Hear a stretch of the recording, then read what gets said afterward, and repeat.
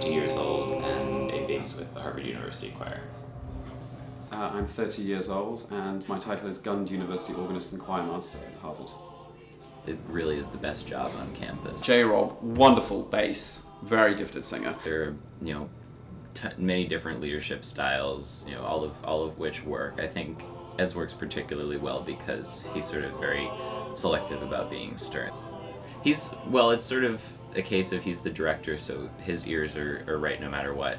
And it's some of that, but I mean, he's also just an incredibly talented musician and director, and we all know that. Ed reminds us that we're here to make music. In a choir, we have to sort of listen to feedback we're getting from our boss and turn it into results. There's sort of that dynamic. There's also the sort of coach and player dynamic. You have to come and practice and consistently get better and better. Every chorister's role is to sort of sit, listen, pay attention, sing well, think, sort of be present and be really working at our best level. The most visual thing that conductors have at their disposal is their hands, and usually those give the basic indications of when to begin, when to stop. I mean, you have to get the tempo from the hands, but if you're just watching the hands, you just get the tempo, and if you're just watching the face, you sort of get the expression and get the line, the shape of the music, but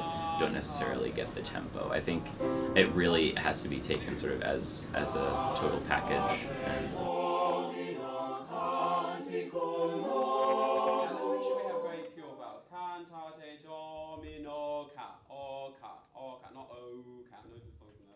I think the most important thing actually though is nothing to do with your hands but rather to do with your eyes, which are probably the conductor's most powerful tool to its members, to the members of the orchestra or the choir. So making visual eye contact can tell you an awful lot, not only giving you cues, but just about how the piece is going or your emotions about it at any particular time. In rehearsal, his other main tool is stopping us and talking to us, playing through something, singing something for us, just sort of demonstrating what he wants, explaining what he wants.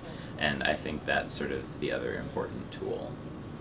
I think we all came in here having been leaders of one student group or another. I mean, that's how you get in. You put the leadership roles on your application. Being a follower sometimes means literally just following, not necessarily blindly, but you have to be very trusting of that director in order for the relationship to work. Harvard students have very big personalities, as we all know, and putting them in an environment which, no matter what we've talked about democracy within groups, is essentially a period where they do need to be quiet and they need to listen, is sometimes hard for these bigger personalities.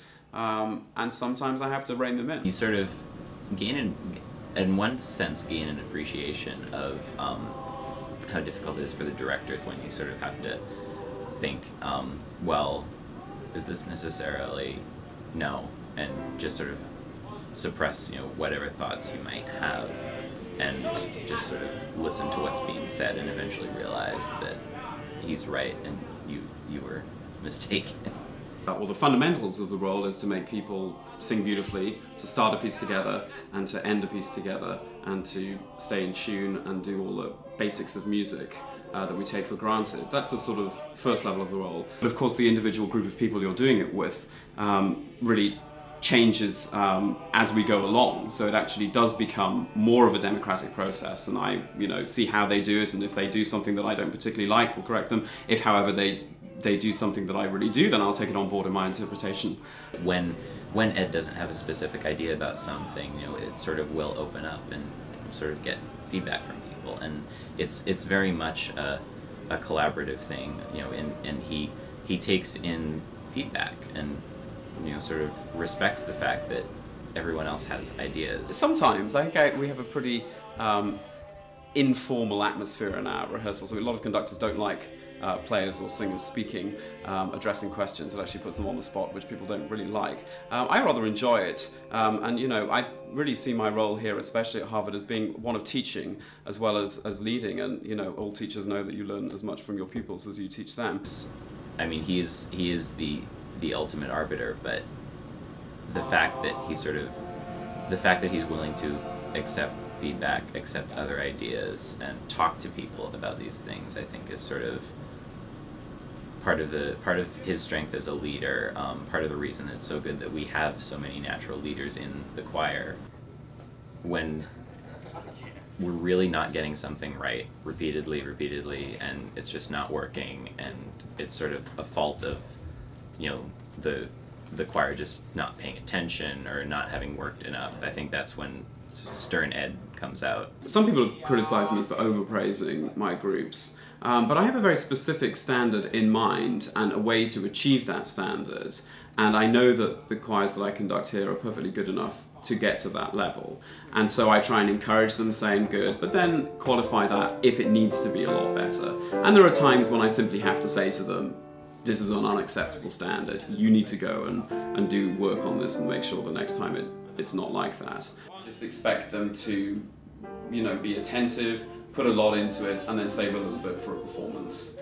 It's a tough task that we present them here, actually, it really is. There's nowhere else, I think, in the world that does this, and also there's nowhere else that could start this. I think if you said in any university we're going to start a service where you need to be here 7 days a week at 8:15 a.m, not going to happen. I mean, you could make more doing other things, but I think a lot of people prefer to make less and do what they love. I think I'm the luckiest person in the world that someone is foolish enough to pay me for something that I just love doing. I mean, I'm in the profession where I deal with beauty and joy every day of my life, which is just remarkable. It very, very rarely feels like work.